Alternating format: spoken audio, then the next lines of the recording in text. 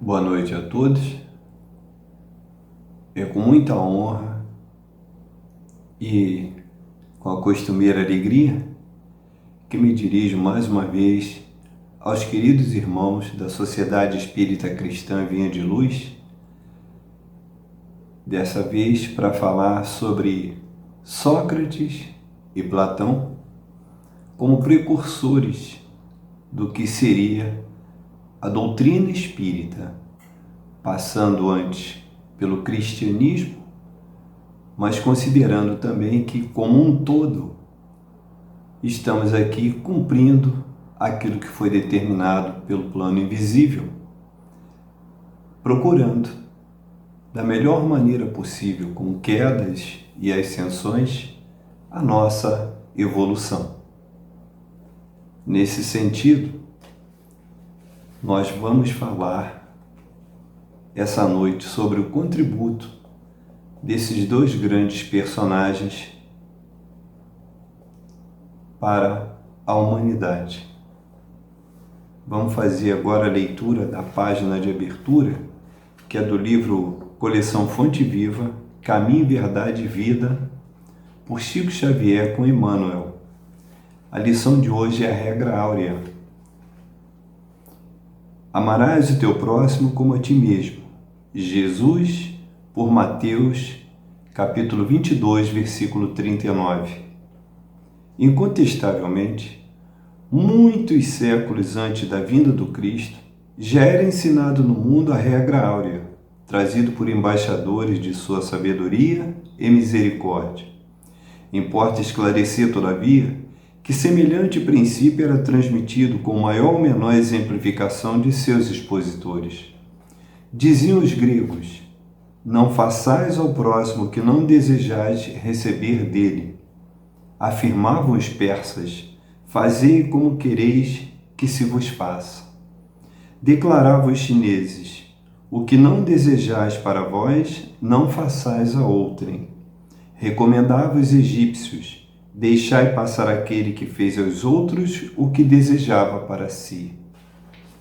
Doutrinavam os hebreus: o que não quiserdes para vós, não desejeis para o próximo.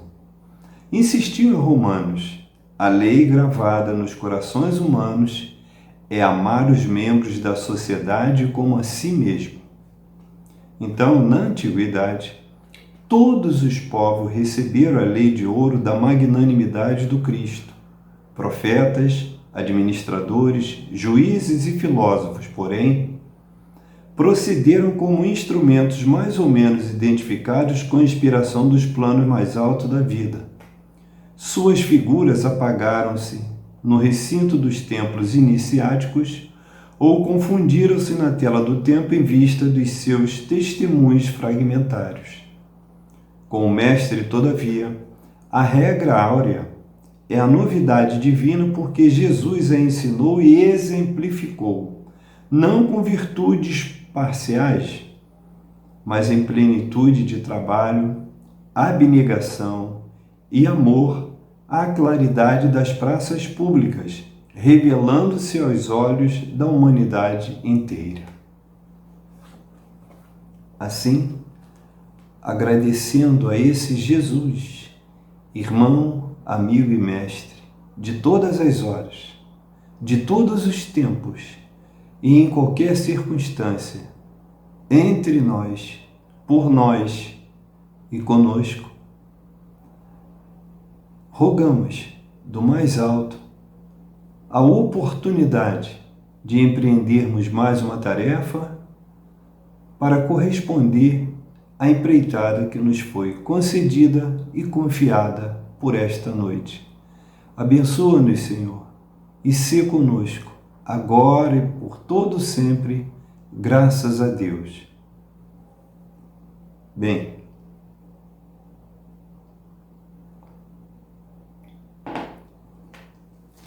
para começar, podemos afirmar que no livro A Caminho da Luz, por Francisco Cândido Xavier e Emmanuel, diz que no capítulo 1, lá na Gênese planetária, no mundo espiritual há uma comunidade de espíritos puros que conserva as rédeas diretoras da vida de todas as coletividades planetárias. Essa comunidade da qual Jesus Cristo faz parte teria se reunido nas proximidades da Terra em duas oportunidades conhecidas. A primeira para definir as linhas mestras do planeta a ser criado a partir da nebulosa solar.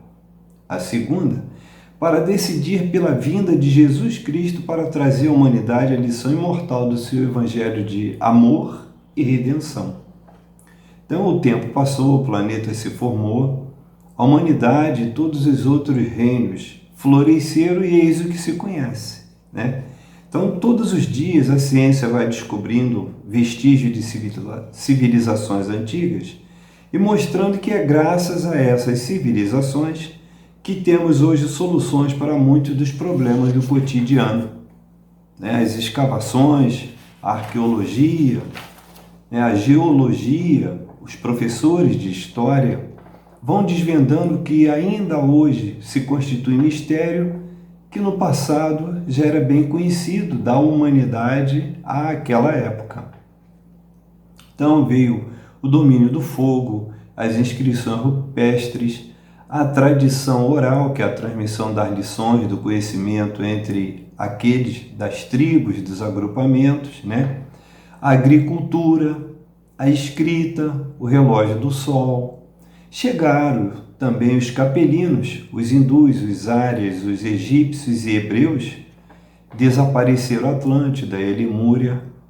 Mas a segunda definição dessas tarefas precisava se cumprir. E Jesus preparou o planeta para recebê-lo, enviando vários prepostos que tinham os nomes, mas eram espíritos de elevado coturno que vieram então precedendo esse trabalho de Jesus. Então nós tivemos Krishna na Índia, Hermes Trismegisto no Egito, Lao Tse, Fui, Confúcio na China, Isaías, Elias, Moisés, Siddhartha Gautama e muitos outros. Enquanto isso, banhada lá pelo mar Mediterrâneo e com a sua geografia incomum, a Grécia viera evoluindo e a partir de mais ou menos 800 antes da chegada do Cristo, as cidades-estados independentes promoveram a unificação para fazer frente aos inimigos comuns. Porque antigamente era assim, era tudo na força, Mas, de lá, dessa Grécia amada, admirada e cultuada, pontuaram Tales de Mileto, que era físico e investigador das coisas da natureza, Anaximandro de Mileto, que era geógrafo, matemático, astrônomo, político, Anaxímenes de Mileto, meteorologista, discípulo e continuador da obra de Anaximandro, e que teria sido o primeiro a afirmar, segundo registros históricos, que a Lua recebe sua luz vinda do Sol. Veja bem, alguém que esteve encarnado entre 585 e 525 a.C., 60 anos, e fez essas afirmações. Depois veio Pitágoras de Samos, em 580 a 497 a.C., famoso pelo seu Teorema de Pitágoras. O que é o teorema? Então, a proposição científica que pode ser demonstrada. Um exemplo, a distância entre o Rio de Janeiro e São Paulo é de 488 quilômetros, aproximadamente. Isso é um teorema. A teoria, que é bem diferente, diz que é um conhecimento especulativo independente das explicações ou das aplicações do conhecimento. Apenas isso. Entre o Rio de Janeiro e São Paulo há uma distância muito grande. Até aí, essa é a grande diferença. E logo adiante, reencarnou Heráclito de Éfeso, que é considerado o mais eminente pensador pré-socrático, por formular com vigor o problema da unidade permanente do ser diante da pluralidade e mutabilidade das coisas particulares e transitórias. Ou seja, Heráclito muito antes de Sócrates, já trazia a ideia de que há uma lei universal fixa, que é o logos, que é o pensamento, a força do pensamento, o ânimo. Enquanto isso, Roma, que foi fundada em 753, passou a república em mais ou menos 521 a.C. e se tornou então império a partir de 27 a.C., quando assumiu o trono, apoiado por todas as legiões romanas, Otávio Augusto. E em 658, mais ou menos, um outro rei grego chamado Bisas saiu liderando uma grande comitiva com guardiões, soldados, várias legiões e boa parcela da população. Saiu da Grécia e veio subindo pela Europa e fundou Bizâncio. Mais tarde, tomada por Constantino, mudou o nome para Constantinopla e por volta de 1970, através de gestões feitas junto à ONU, Organização das Nações Unidas, Istambul, na Turquia. 3 nomes para a mesma cidade. E aí, em 508 a.C., foi fundada Atenas. Então, oficialmente foi fundada, mas já existia como povoado desde há muito tempo. E lá, então, existia a Ágora, que são as praças públicas onde se realizavam as assembleias, onde o povo grego exercitava a dialética, ou seja, 2 ou mais discutiam determinados assuntos, buscando uma solução comum. Era o berço da democracia. E aí surgiu Péricles, em 495 a.C., que era um estadista, era orador, era um general, comandou tropas, era um herói. Talvez o maior personagem político do século V a.C. no mundo conhecido, e graças a essa expansão grega nas artes, política, literatura, infraestrutura, arquitetura, urbanismo e democracia, ficaram então os registros e ficou o legado desse povo que chegou até os nossos dias. Até que em 469 a.C., reencarna Sócrates, com a missão de trocar em miúdos o que Jesus demonstraria com os 4 sermões, as 63 parábolas, os prodígios, os milagres, as curas. Tudo isso que Jesus veio fazer, Sócrates precedeu orientando, auxiliando a humanidade com a sua inteligência, sua grande capacidade de síntese, mas acima de tudo com a sua sabedoria. Então, Sócrates formou discípulos como Platão, Críton, Fédon, Fénelon, Franklin, alguns deles inclusive pontuando lá nos prolegômenos de O Livro dos Espíritos, orientando a Kardec. Então, Sócrates trouxe maior ênfase ao que mencionáramos ainda há pouco, logos, que é a consciência de uma lei universal fixa. É o próprio pensamento, a razão, a sabedoria. É a capacidade intelectual levada à máxima potência para compreender as coisas de Deus a partir da natureza e a relação entre os homens. Então, a exemplo de Jesus, Sócrates nada escreveu, devendo-se a Platão, seu maior discípulo, o registro de tão profícua existência. Com a sua sabedoria, demonstrava que o homem é uma alma encarnada e que muito antes da encarnação na erraticidade estava ligada ao bem. Essa alma era ligada ao bem, ao belo, mas que na necessária ascensão precisa da carne, precisa da transmigração dos orbes, né? Não utilizava essa expressão, mas era o entendimento, na necessidade de ampliar o conhecimento e lapidar as virtudes. Esse é o principal, para que estivéssemos de fato senhores de si diante das leis de Deus. Então a carne corrupta, no entanto, transvia e perturba a alma, que iludida apega-se à matéria e, embora na essência nunca se esqueça das noções do bem e da perfeição, acumuladas nas inumeráveis existências, ousa transgredir as sagradas leis de Deus.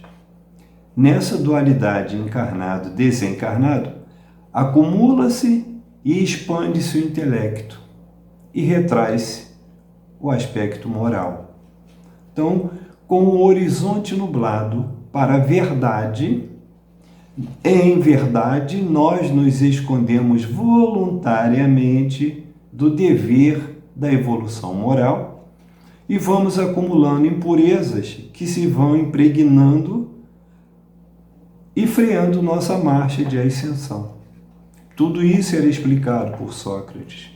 Quantas oportunidades acabamos por deixar de lado nesse frenesi enlouquecedor que nos arrasta para a felicidade efêmera da matéria, em detrimento da verdadeira vida de alegrias que bem sabemos existir no invisível, mas, anestesiados pela busca do prazer, optamos pelas portas largas.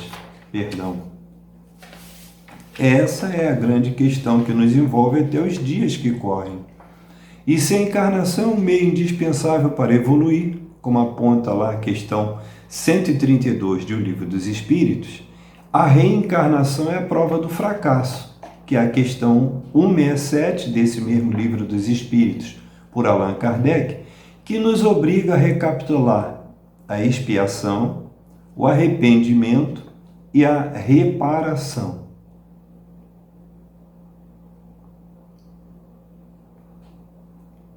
Assim, ao invés da perfeita sintonia com o meu protetor espiritual, que é o verdadeiro inspetor na escola da minha vida, eu opto por abrir frequência vibratória com os malfeitores que vivem à volta em busca das oportunidades do arrastamento para as más tendências. Vide também a questão 459 de O Livro dos Espíritos. Muito bem, nesse aspecto, nunca em confronto com a ciência ou a religião, a filosofia, pelo contrário, que veio unir essas duas pontas, aplicada por todos os abnegados baluartes na esteira do tempo, essa filosofia, então, busca orientar para os cuidados do espírito visando a eternidade. Mas, no imediatismo que atiça, na satisfação rápida dos desejos de toda a ordem, deixamos escapar pelas mãos a chance de crescer diante de Deus. É esse papel que nós estamos fazendo, há milênios. Mas Deus, com toda a paciência do mundo, espera por nós e espera em nós que procuremos com responsabilidade essa reforma íntima. Hoje bem sabemos e aplicamos essa definição porque outros espíritos mais abnegados trouxeram após a passagem de Jesus o conhecimento e entendimento daquelas lições que os precursores trouxeram em vários pontos do mundo. Então, espíritos superiores, Sócrates e Platão, bem compreendiam o ir e vir da alma e a necessidade da purificação para a infinita felicidade. Para eles, o panteísmo não correspondia à realidade, posto que, uma vez criado, o espírito não perde a individualidade, sendo então responsável único e direto pelo deleite no bem ou nas dores do mal. Vejam bem, naquela época eles já demonstravam a concepção do que era o ir e vir do espírito, embora não usassem esse termo, chamavam de alma. Com a morte do corpo, então, não terminam os pecados e não se anulam as suas penas. Vejam bem, já naquela época, tinham a certeza de que as marcas de erros e equívocos se perpetuavam e deixavam seus sinais num novo período. E nessa nova existência, somente a persistência no bem faria com que a depuração de fato ocorresse para cada um. Não há destruição absoluta, zerando os débitos. Olha só como é que a coisa funcionava. Para cada erro, o seu correspondente preço. E assim nós vamos evoluindo e percebendo o que apenas se confirma no nosso dia a dia, quando usa inclusive aqueles ditados, né? Aqui se faz, aqui se paga. Isso quando não acontece a transmigração para outros orbes que vão nos ofertar piores condições para a reencarnação. Então, Sócrates, no auge da glória que deixaria embevecido um espírito comum, ao contrário, no caso dele, não se permitiu corromper pelas honrarias e manteve-se sempre à frente do seu tempo com a percepção aguçada e buscando a verdade em cada interlocutor. A ironia, que se tem hoje como zombaria, como sarcasmo, era para Sócrates uma espécie de ensino através de muitas perguntas, muitas interrogações que ele fazia aos interlocutores. Então, com essas perguntas, ele desconstruía a argumentação dos que diziam muito conhecer sobre qualquer tema proposto e, em seguida, utilizava-se da maiêutica, que levava o interlocutor com outra série de perguntas a descobrir outros conhecimentos que possuía, sem que esse interlocutor percebesse que o possuía.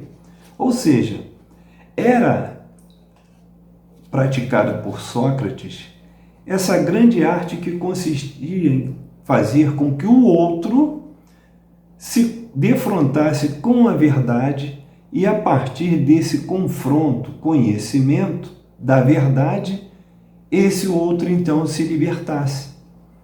É inclusive atribuída a ele uma frase que dizia o seguinte, abre aspas, conhecereis a verdade e com ela conhecereis os deuses e o universo.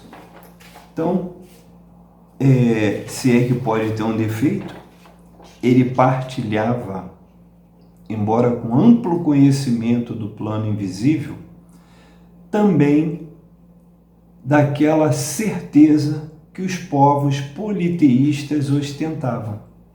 Os gregos tinham em torno de 14, 15 deuses conhecidos na época. O maior era Zeus. Ofereciam sacrifícios, faziam promessas, tudo como existe ainda hoje em outras matrizes religiosas, sempre esperando que os deuses ficassem a favor nas pretensões do homem, do espírito encarnado. Então eram politeístas. Dessa época, somente os hebreus tinham, demonstravam, acreditavam apenas num Deus único. E é graças a esse povo, os hebreus, que foi passando de geração em geração o registro da Bíblia Sagrada, como a conhecemos hoje, com as suas alterações, claro, mas na essência teria sido aquilo que Deus passou diretamente para Moisés. Bem, tanto Moisés quanto Platão, Sócrates, Confúcio e todos esses que citamos até agora, eram dotados de um conhecimento extraordinário sobre o porvir. Esse mundo, esse reino de que Jesus falara e que mais adiante, através do Consolador prometido ou a doutrina espírita, Allan Kardec veio codificar e demonstrar para nós, de forma cabal, aquilo que hoje para nós já é visto com maior naturalidade: o ir e vir, a encarnação e a desencarnação, o umbral, sem aquela concepção imposta pela Igreja Católica nascente a partir do Cristo de céu, inferno, purgatório.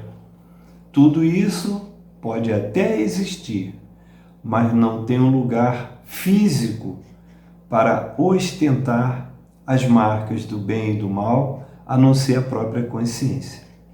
Pois bem, a concepção de vidas passadas e vidas futuras era, de fato, uma realidade conhecida por Sócrates e Platão, que acreditavam no reencontro de almas afins, cujos laços bons ou ruins seriam a consequência, ocupando um corpo ora materializado, ora desmaterializado, mas sempre volvendo a uma relação anterior. Então, por ter se dedicado, em especial, a atender e orientar os jovens, então Sócrates foi condenado pelo Estado grego a ingerir cicuta num cálice, constituindo-se essa pena no chamado suicídio forçado. Isso foi copiado pelos romanos e o general Marco Antônio, que no ano 63 a.C. chegou ao Egito, entrou em conflito com os outros dirigentes de Roma e foi obrigado a se suicidar com uma espada enterrada no abdômen. Cleópatra, aquela que despertou essa paixão incrível em Marco Antônio, no general Marco Antônio, por sua vez, reza a lenda que teria sido envenenada por uma serpente que ela mesma provocou, atiçou e se deixou picar. Isso era uma modalidade de sentenciar os inimigos do Estado, quer na Grécia, quer em Roma, e obedecia a essa expressão chamada suicídio forçado. Sócrates, então, ingerindo o copo do veneno, este foi promovendo, no decorrer do tempo, o enrijecimento da musculatura do aparelho respiratório, e aí, sem respirar, Sócrates pereceu. Claro que muitos amigos, muitos admiradores, ofereceram a Sócrates a oportunidade de desdizer o que afirmara durante a vida inteira e ainda a chance de deixar por umas portas laterais o local onde estava aprisionado e dali empreendesse fuga. Mas ele afirmara, aparentemente teria dito que, se ele assim o fizesse, se capitulasse e abjurasse aquilo que afirmara durante toda a vida, estaria indo contra os próprios princípios que pregara, não só para si, mas como para todos os outros que ele influenciara, orientara e fizera crescer intelectual e moralmente. Era já naquela época a reforma íntima que Sócrates viera para prodigalizar, exemplificar e orientar a todos aqueles que quisessem se preocupar com a depuração moral para ascender a um plano superior quando perdessem o corpo que voltaria ao pó da terra. Essa é a grande lição que ficou, e ele tomou o cálice e pereceu, mas ficou a lição. Então, ficaram duas grandes lições a propósito. Abre aspas, como ele dizia, mais vale receber do que cometer uma injustiça. Essa era uma.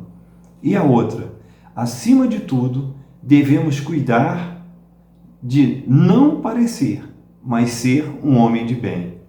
Por isso, então, ele se tornou inimigo do Estado grego, porque essa orientação fazia com que as pessoas se preocupassem em melhorar E aqueles poderosos da época, que detinham o poder, detinham o mando, se sentiam ameaçados porque o objetivo era manter a população, o povo em geral, na ignorância.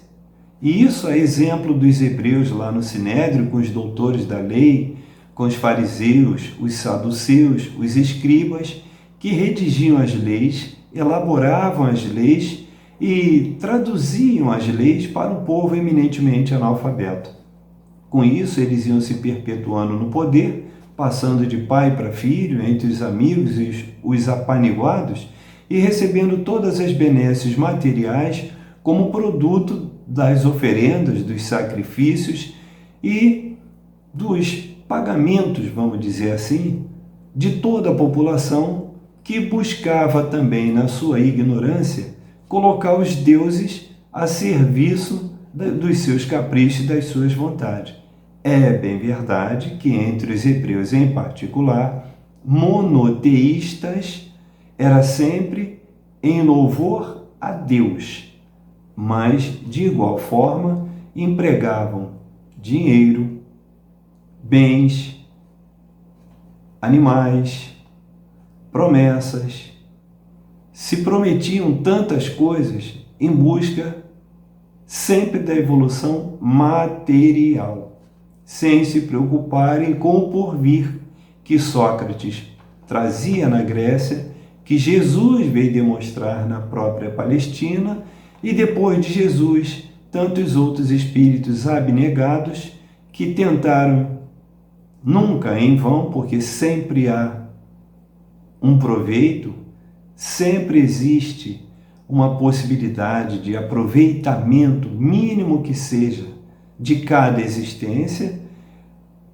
afirmando-se, inclusive, que o espírito não retrograda. Ele pode estacionar, mas não retrograda.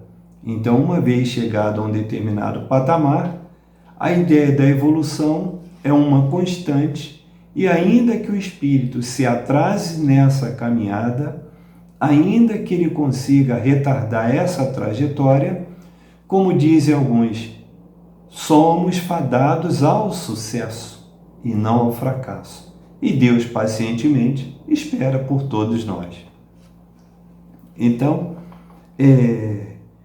Sócrates pereceu no ano 399 a.C., e essa fuga, mesmo oferecida para ele não aproveitou. Então, muitos dos seus algozes, entre os juízes que o condenaram, entre aqueles que propuseram a sua prisão e aplicação da pena, muitos se arrependeram depois que Sócrates se foi, porque, na verdade, eles até acreditavam que Sócrates iria abjurar, iria se arrepender e continuaria ilustrando, orientando, mas desde que não se constituísse uma ameaça para o Estado grego.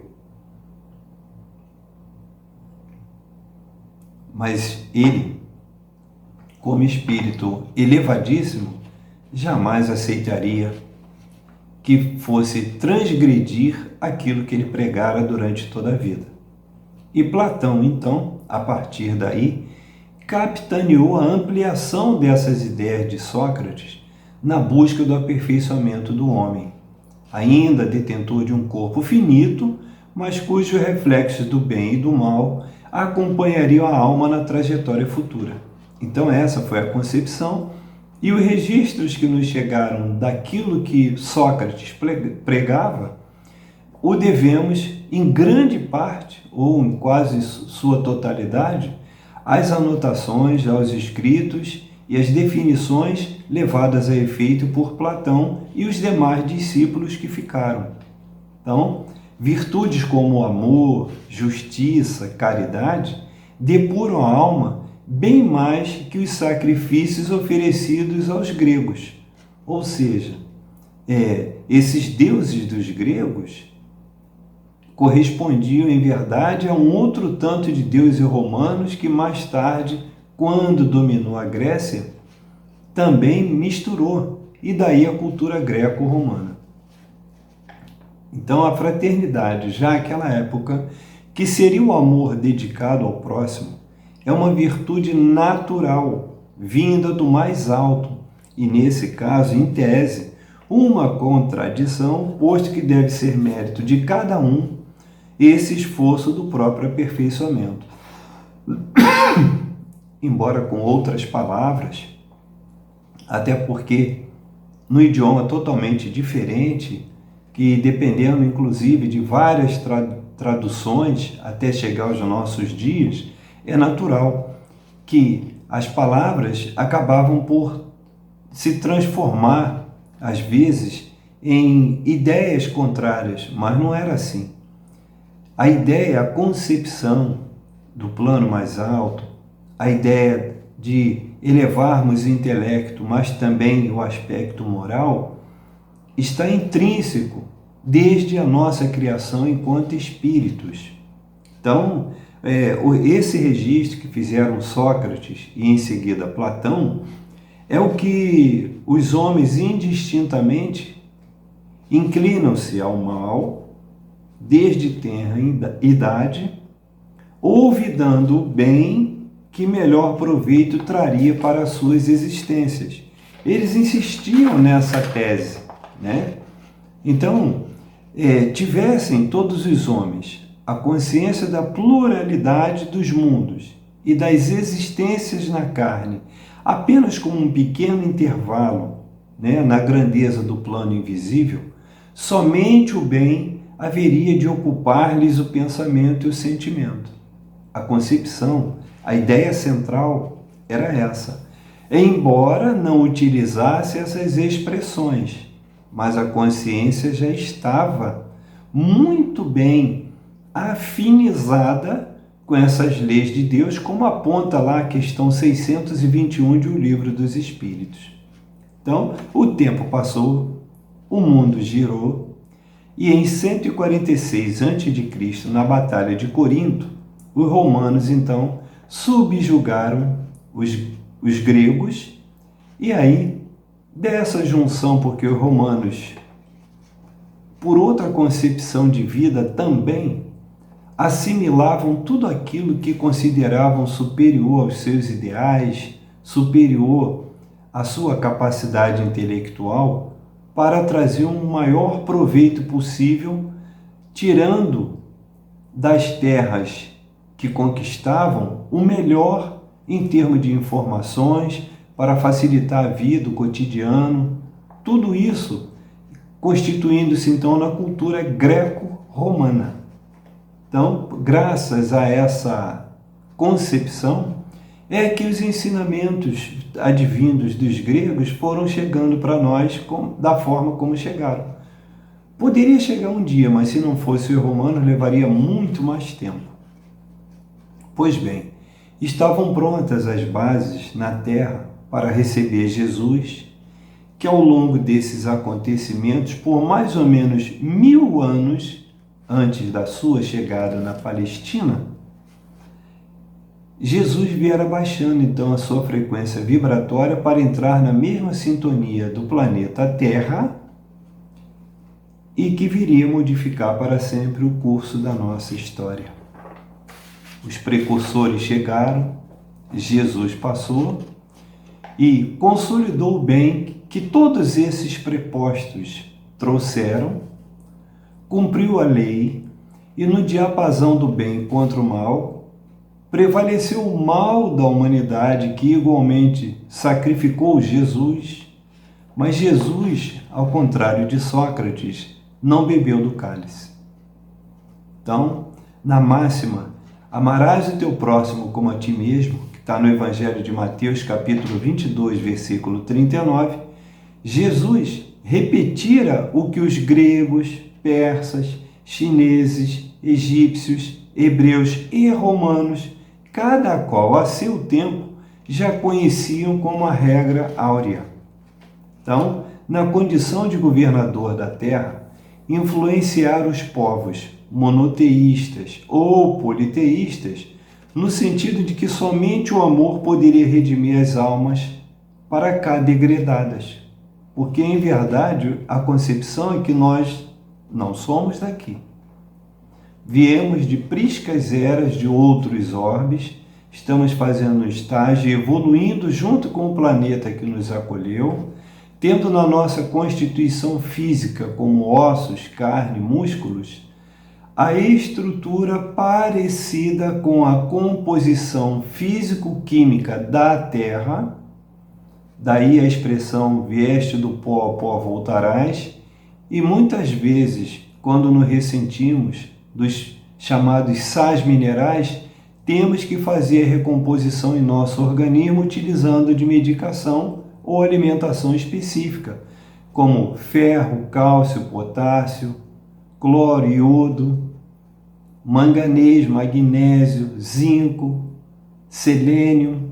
Então, os complementos e suplementos alimentares e aqueles medicamentos destinados à recomposição, como ficam provados a diminuição desses insumos em nosso organismo, dá bem uma ideia. Porque em Marte, como será? Em Vênus, como será? Em Júpiter, como será? Não o sabemos. E se já passamos por essa experiência, o véu do esquecimento se encarregou de nos proteger, porque não temos que olhar para o passado, temos que olhar para o futuro. É o porvir que interessa, porque se perfeitos fôssemos hoje, não precisaríamos com certeza da reencarnação. Enfim, na condição de governador da Terra, Jesus passou as lições e nós, com as nossas concepções, sabemos de Sírios, sabemos de Capela e tantas outras estações de transição e que não nos são desconhecidas. Nós temos a noção disso, porque espíritos abnegados trouxeram essa informação. Então, ao tocar neste orbe, Jesus passou pelas tribulações do deserto, que são as tentações do diabo, está lá em Mateus 22, 36 a 40, proferiu o sermão da montanha, nos capítulos 5, 6 e 7 do Evangelho de Mateus, convocou apóstolos, discípulos e arrebatou multidões. Contrariou os poderosos do mesmo jeito que Sócrates o fizera no passado. Jesus também prometeu o Consolador, que para nós hoje é a doutrina espírita, e ao final, na Santa Ceia, Jesus, para que se cumprisse a sequência de eventos, já sabedor de tudo isso, na Santa Ceia, então, alertou aqueles espíritos, os 12 apóstolos, ainda temerosos e imperfeitos, o que viria pelas próximas horas. Ele afirmara, abre aspas, filhinhos, ainda por um pouco estou convosco. Procurar-me-eis, e como eu disse aos judeus, também a vós o digo agora. Para onde eu vou, não podeis vós vir. Um novo mandamento vos dou, que vos ameis uns aos outros, assim como eu vos amei a vós. Que também vos ameis uns aos outros. Fecha aspas. Está no Evangelho de João, capítulo 13, versículos 33 e 34. Essas palavras firmavam um verdadeiro pacto entre todos que voluntariamente estreitaram os laços em favor da causa do amor ao próximo, mas dessa vez extravasando esse sentimento não do intelecto para cumprir a lei, como estava lá, né? Fazer ao próximo aquilo que quererias que vos fizessem. Não. Agora era do íntimo do coração. Jesus exemplificara isso, lavando os pés de cada um deles, demonstrando que quem mais se humilhar será exaltado. E ao contrário, quem mais se exaltar será humilhado. Então, nessa plenitude de amor que Jesus exemplificou, ficou à espera do próprio Jesus e de Deus Pai Todo-Poderoso até hoje. E nós estamos aqui recalcitrando nos erros e insistindo em não cumprir aos desígnios que se espera de nós. Ainda naquela confabulação, Jesus teria acrescentado, abre aspas, Em verdade vos digo que não beberei mais do fruto da videira até aquele dia em que o beber novo no reino de Deus. Fecha aspas, Evangelho de Marcos, capítulo 14, versículo 25. E em seguida, já no Jardim das Oliveiras, antes da sua prisão, receberia o beijo de Judas e seria trancafiado. Jesus ainda teria exclamado, abre aspas, Pai, para ti tudo é possível. Afasta de mim esse cálice, mas não seja o que eu quero, mas o que tu queres. Igualmente no Evangelho de Marcos, capítulo 14, mas já no versículo 36. E existia de fato o costume de que, antes da execução na crucificação, que aqueles condenados ingerissem um copo, um cálice, com vinho ou vinagre misturado com mirra ou fel. Existia um vegetal, um arbusto com esse nome, fel. O fel ou a mirra misturados ao vinho ou vinagre produziam um conjunto de alucinações ao mesmo tempo que anestesiava o sentenciado para que não sentisse tanta dor nessa transição vida-morte do corpo. Mas Jesus recusou esse cálice. Então ele cumpriu integralmente aquilo que viera e quando pediu ao Pai que afastasse o cálice, ele rejeitou porque ele esteve consciente todo o tempo do martírio que foi provado, levado a provar naquele madeiro infiel. Daí, essa crucificação está marcada por toda a humanidade. E conseguir dividir essa humanidade num tempo justo entre antes do Cristo e depois do Cristo. É uma marca indelével que, por mais que muitos se esforcem por apagar ou não reconhecer, vai ficar marcada por toda a eternidade. Assim é a vontade do Pai.